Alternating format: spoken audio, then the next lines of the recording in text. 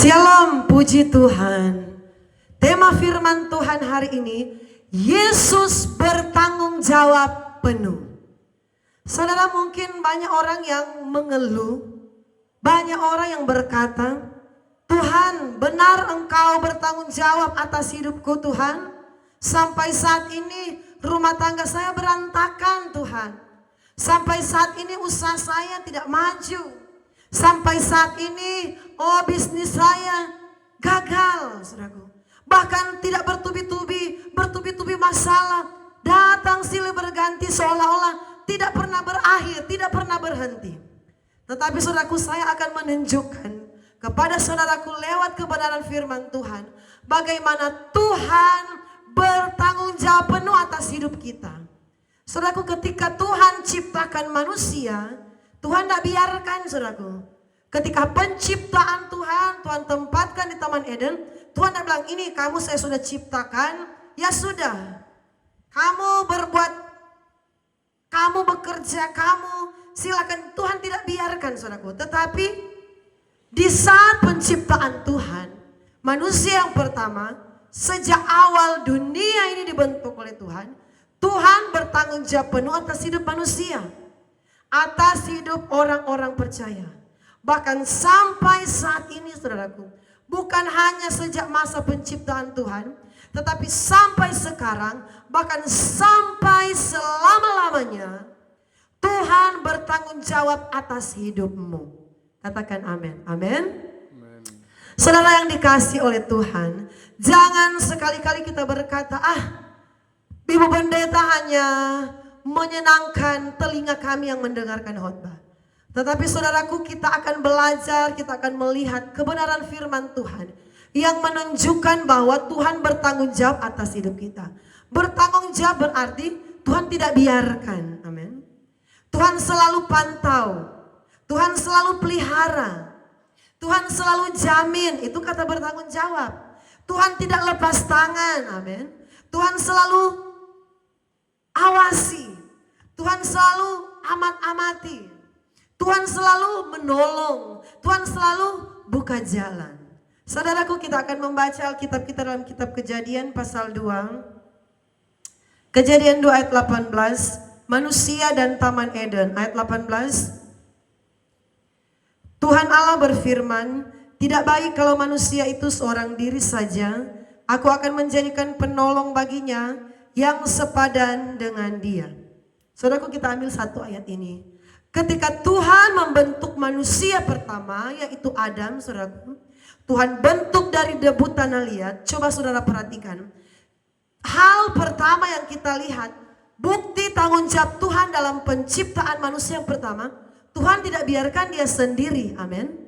Tuhan tidak biarkan Adam itu seorang diri. Tetapi Tuhan bilang, ini Adam ini dia memerlukan penolong yang sepadan, saudaraku.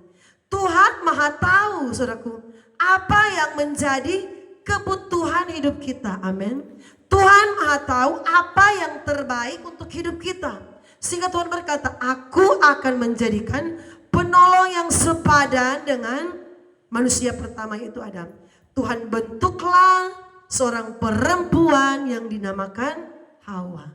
Saudaraku, itu salah satu contoh bukti tanggung jawab Allah bagi manusia yang Allah ciptakan, yang Tuhan ciptakan.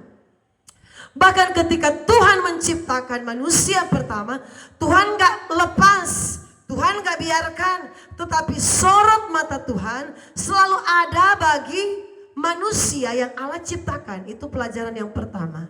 Saudaraku, saya mau saksikan sedikit.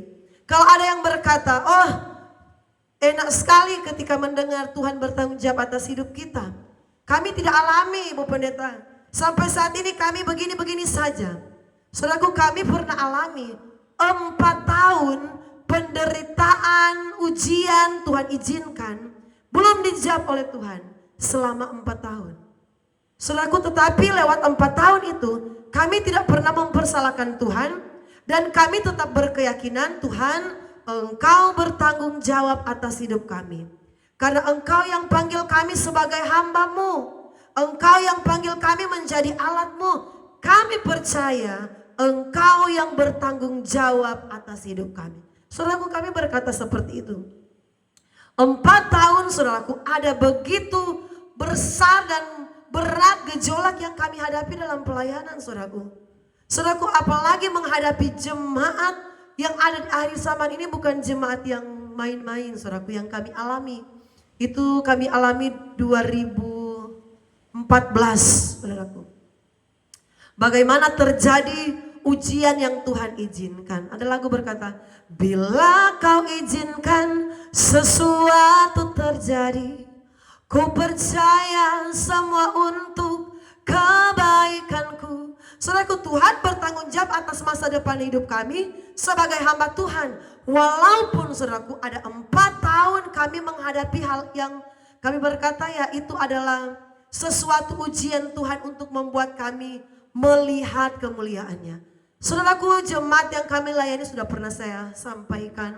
Mereka bersepakat untuk mengkudeta kami, untuk mengeluarkan kami dari gereja, dari pastori.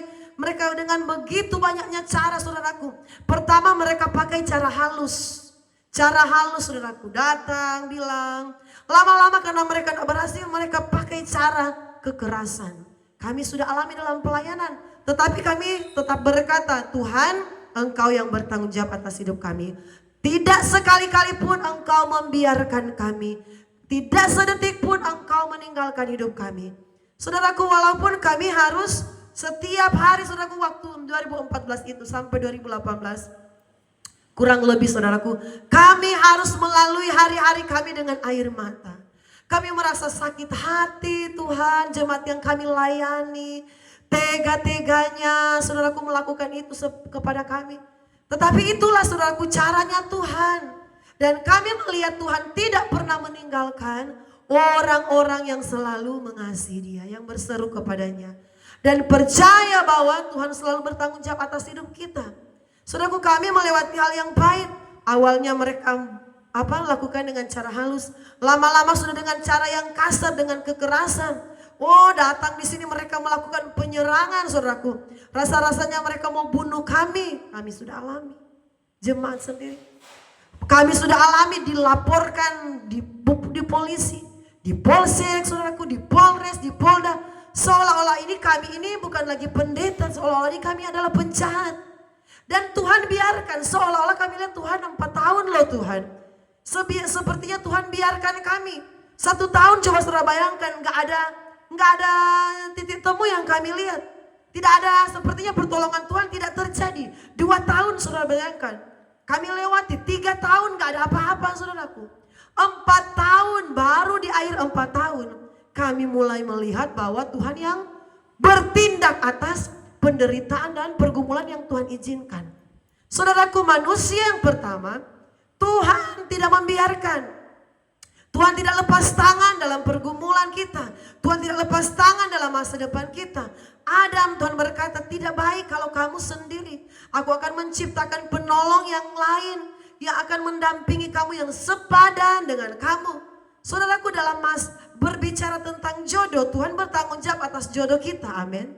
Asalkan kita selalu serahkan kerinduan kita kepada Tuhan. Tuhan, berikan saya jodoh yang terbaik. Adam, Tuhan tahu engkau butuh Hawa. Tuhan siapkan sesuai dengan apa yang dipikirkan Tuhan, bukan apa yang dipikirkan manusia. Bagaimana kita akan melihat Tuhan bertanggung jawab atas makan minum kita kalau kita banyak kali lepas tangan dari Tuhan. Amin.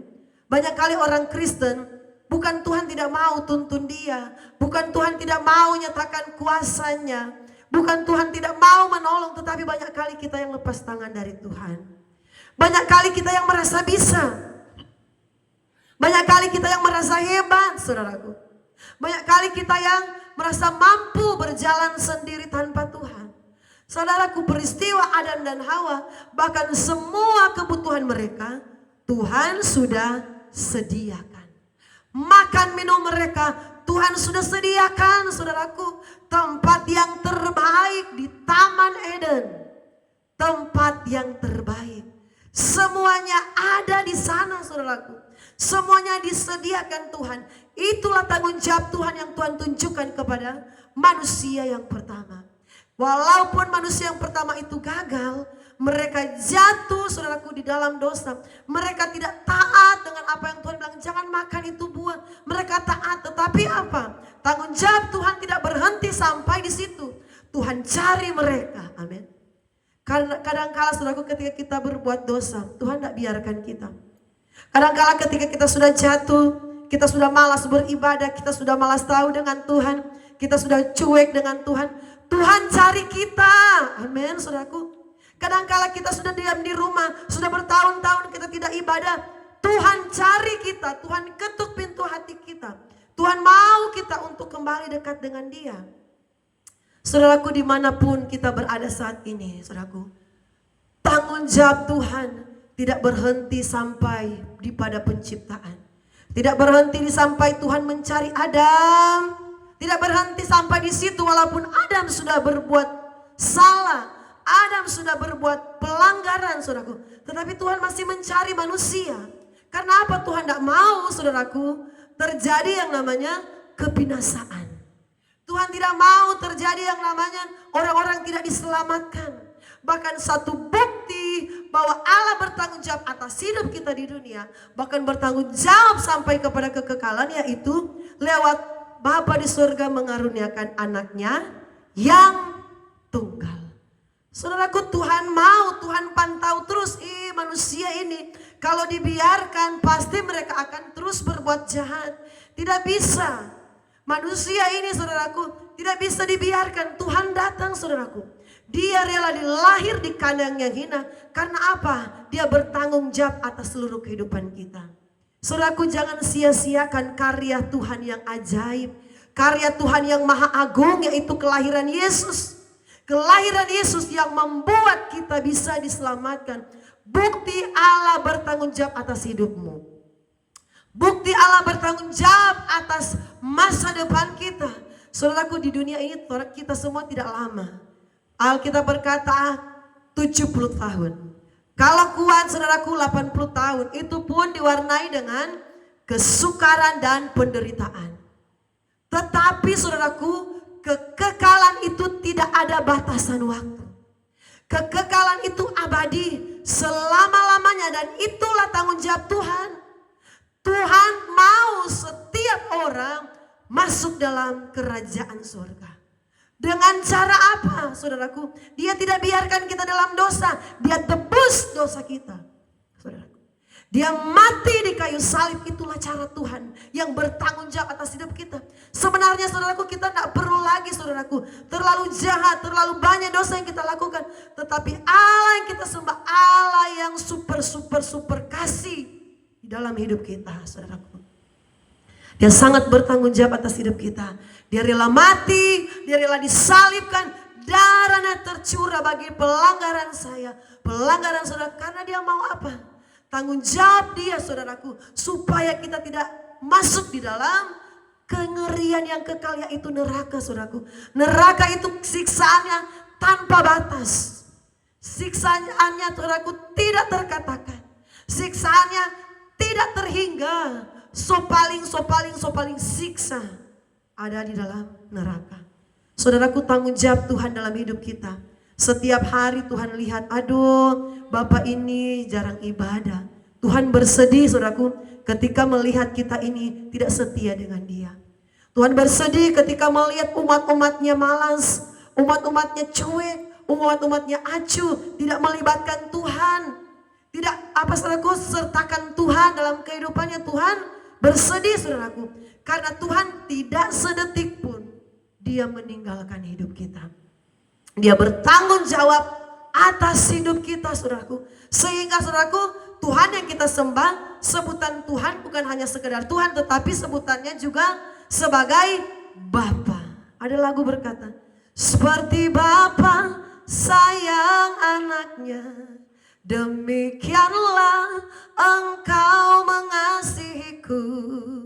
Kau jadikan biji matamu, Kau berikan semua yang ada padamu. Itulah bukti tanggung jawab Tuhan atas hidup kita. Dia berikan segala yang ada padanya, saudaraku. Bukan hanya berkat jasmani, saudaraku. Bukan hanya berkat-berkat, saudaraku, materi. Tetapi berkat kekekalan itu yang terutama. Allah curahkan. Allah berikan kepada orang-orang yang mau mengasihi Tuhan. Saudaraku, jangan mengeluh ketika kamu dalam keadaan kesusahan. Dalam keadaan kekurangan. Di dalam beban, di dalam masalah. Saudaraku, kami melatih hari-hari ini. Kami sempat berkata, Tuhan, di hari-hari ini kami belum menuai berkat Tuhan. Banyak hal, saudaraku, belum menerima apa yang sepertinya dijanjikan Tuhan. Tetapi kami cuma berkata, Tuhan, kami percaya kalau kami menuainya lambat baru kami melihat tuaian besar yang Engkau janjikan. Kami sudah menabur, kami belum terima hasil dari apa yang kami tabur, saudaraku. Berkat jasmani yang besar kami belum terima. Kami percaya di saat kami akan menerima itu, justru karena lambat kami menuai, berarti itu berkatnya besar. Berarti itu tuaiannya luar biasa. Karena lama untuk menuai hasil. Jadi saudaraku, kami tidak mengeluh. Kalau saat ini kami dalam keadaan apa adanya, kami selalu bersyukur, saudaraku. Dan di saat kita dalam kekurangan, di saat kita dalam masalah, Tuhan juga bukan berarti Tuhan tidak dengar doa kita. Bukan berarti Tuhan tidak mau jawab doa kita. Tetapi banyak kali, saudaraku, Tuhan itu menguji iman kita. Amin. Tuhan mau membuat kita ini menjadi seperti emas. Tuhan mau membuat kita ini menjadi dewasa. Amin. Karena orang Kristen, Tuhan rindukan ialah mencapai kedewasaan penuh dalam kitab Efesus, saudaraku. Menjadi mempelai Kristus yang dewasa. Orang Kristen yang dewasa tidak akan gampang mengeluh ketika dia dalam kesusahan. Orang Kristen yang dewasa dia bersyukur ketika dalam kesusahan. Dan itulah yang Tuhan cari dalam kehidupan kita. Di saat doa kita seolah-olah belum dijawab, disitulah Tuhan mau lihat apakah hati kita akan tetap berharap kepada Dia, mengucap syukur kepadanya, atau hati kita akan jauh. Tuhan yang itu memang Allah yang penuh dengan hal-hal yang ajaib, saudaraku. Banyak kali yang kita tidak pikirkan itu yang Tuhan buat. Tetapi satu hal, saudaraku, ada lagu berkata, satu hal tanamkan di hati, indah semua yang Tuhan beri. Saudaraku, jadi kalau ada pergumulan, tanamkan di hati, pasti indah yang akan Tuhan kerjakan. Walaupun hari ini, saudaraku, tidak indah. Walaupun hari ini air mata, tetapi indah semua yang Tuhan beri. Indah semua, walaupun hari ini kamu harus kehilangan suamimu dipanggil Tuhan, istrimu meninggal, anakmu mungkin dipanggil Tuhan. Tetapi saya percaya rancangan Tuhan selalu yang terbaik bagi anak-anaknya. Rancangan Tuhan selalu yang terbaik bagi orang-orang yang dekat dengan Dia, yang mengasihi Dia, yang melakukan firman Tuhan. Bagi orang-orang yang selalu berharap kepada Tuhan, yang setia, yang tulus hati dengan Tuhan, pasti Tuhan tidak akan biarkan. Saudaraku, Tuhan bertanggung jawab atas hidupmu. Tuhan tidak akan biarkan, saudaraku. Penyertaan Tuhan itu kekal, saudaraku. Allah Immanuel, Allah yang kita sembah itu kekal menyertai hidup orang yang setia kepadanya. Sebab itu, saudaraku, menjadi orang di mana Tuhan berkata Tuhan bertanggung jawab atas hidup kita. Jadilah anak-anak Tuhan yang taat. Jadilah anak-anak Tuhan, bukan anak-anak Tuhan yang biasa-biasa, tetapi jadilah anak-anak Tuhan yang luar biasa, saudaraku. Bapa yang kita sembah, Tuhan berkata bukan hanya sekedar Tuhan, bukan hanya sekedar Allah yang menjadikan langit dan bumi, tetapi Bapa. Hubungan kita dengan Tuhan ialah Bapa dan anak. Tidak mungkin Bapa di surga tidak akan memberikan yang terbaik bagi anak-anaknya. Amin. Sedangkan Alkitab berkata Bapa di dunia saja, kalau anaknya minta roti tidak mungkin dia kasih ular, kasih racun, saudaraku. Tetapi apalagi Bapa yang di surga. Kalau kita minta sesuatu, tidak mungkin Tuhan akan berikan yang buruk dalam hidup kita. Banyak kali doa kita belum dijawab oleh Tuhan. Tetapi ketahuilah, kadangkala di balik Tuhan belum jawab doa kita, Tuhan tahu mana yang sesungguhnya terbaik untuk kita. Kadangkala Tuhan tidak jawab bukan karena Tuhan tidak sayang. Justru karena Tuhan sayang, sampai-sampai Tuhan tidak jawab. Karena kalau Tuhan jawab, bisa saja itu mencelakakan hidup kita. Bisa-bisa itu membuat kita jauh dari Tuhan. Bisa-bisa saja itu ketika Tuhan jawab, hal negatif terjadi. Dan bisa-bisa saja kita melupakan Tuhan. Kadangkala ketika Tuhan cepat jawab doa kita, banyak orang Kristen yang cepat jadi sombong, cepat melupakan Tuhan. Tetapi percayalah saudaraku, Tuhan bertanggung jawab atas kehidupan kita. Bukan hanya di dunia ini cuma sementara. Tetapi Tuhan bertanggung jawab kepada kita sampai kepada di surga. Sebab itu jadi orang Kristen jangan suka melawan, amin. Jangan suka melawan, jangan suka jalan sendiri, jangan suka jalan tanpa Tuhan. Tetapi hiduplah sesuai dengan firman Tuhan. Berjalanlah sesuai dengan tuntunan Tuhan. Supaya kita berhak menerima hak atas pohon-pohon kehidupan. Kita berhak menerima janji kerajaan surga. Kita berhak mengalami pemeliharaan Tuhan. Kita berhak mengalami yang namanya Tuhan bertanggung jawab atas hidup kita. Allah yang menggendong kita, saudaraku. Kalau Allah yang menggendong kita, tidak mungkin Dia akan lempar dan jatuhkan kita. Sebab Engkau Allah yang menggendongku, tanganmu membelaiku. Allah yang menggendong, tidak mungkin Dia akan lepaskan. Dia akan biarkan, Dia akan tinggalkan. Saudaraku, percayalah. Kalau hari-hari ini saudaraku kita sementara diuji dan diproses oleh Tuhan. Jangan pernah saudaraku berputus asa. Jangan pernah saudaraku untuk Tuhan meninggalkan Tuhan. Saya sudah mau meninggalkan Tuhan. Sudah lama saya berdoa, Tuhan belum jawab. Sudah lama saya bergumul, Tuhan belum jawab. Saya mau tinggalkan Tuhan. Saudaraku, Tuhan berkata lewat firman-Nya, orang-orang yang mengundurkan diri, Tuhan tidak berkenan kepadanya. Jangan mengundurkan diri, saudaraku. Sebenarnya sudah semakin dekat Tuhan mau tolong hidupmu. Asalkan kamu sabar, taat, tetap bersyukur, selalu berpengharapan kepada Tuhan, selalu ada sukacita, bawa terus pergumulan kepada Tuhan, maka kamu akan melihat pertolongan Tuhan selalu terjadi. Saudaraku, kami banyak kali alami ketika kami sudah tidak ada apa-apa, saudaraku, tidak ada makanan, tidak ada uang, saudaraku. Kami belajar tidak mau marah dengan Tuhan. Kami cuma berkata, terima kasih Tuhan, kami yakin Engkau bertanggung jawab atas hidup kami. Tuhan melatih kami, apalagi hamba Tuhan, saudaraku. Tuhan melatih, saudaraku. Tidak gampang jadi hamba Tuhan, harus alami dulu prosesnya Tuhan. Jadi hamba Tuhan harus benar-benar alami yang namanya menjadi benar-benar hamba. Alami pergumulan, alami kesusahan. Di situ Tuhan mau lihat benar enggak ini hambanya mengandalkan aku kah tidak, saudaraku, bahasa Papua. Betul tidak? Ini hamba ini dia berharap kepada saya atau tidak? Kami alami hal itu, saudaraku. Kami belajar bersyukur apa yang Tuhan berikan. Kami tahu Tuhan Engkau Bapa yang baik. Engkau Bapa yang mengerti, Engkau Bapa yang setia. Saudaraku, saya percaya di hari-hari ini, mari kita semakin dekat dengan Tuhan. Mari kita selalu serahkan penuh segala penderitaan kita, pergumulan kita. Saya yakin waktu Tuhan adalah waktu yang terbaik. Waktu Tuhan tidak pernah terlambat, tetapi selalu tepat pada waktunya untuk menolong engkau, untuk memberkati engkau, untuk mengangkat segala pergumulanmu. Tuhan menolong kita semua. Tuhan memberkati saudara sekalian yang sudah like, subscribe, komen, yang membagikan, yang menonton sampai habis. Berkat Allah yang melimpah menjadi bagian saudara. Dan doa kami sebagai hamba Tuhan, Tuhan Yesus menguatkan saudara ketika saudara saat ini dalam pergumulan, ada dalam tekanan, ada dalam masalah, penderitaan. Kami percaya Roh Kudus adalah penghibur. Roh Kudus adalah penolong yang dikirimkan oleh Yesus Kristus bagi kita, yang akan menguatkan, meneguhkan kita sampai Maranatha. Tuhan Yesus datang di kali yang kedua. Haleluya. Amin.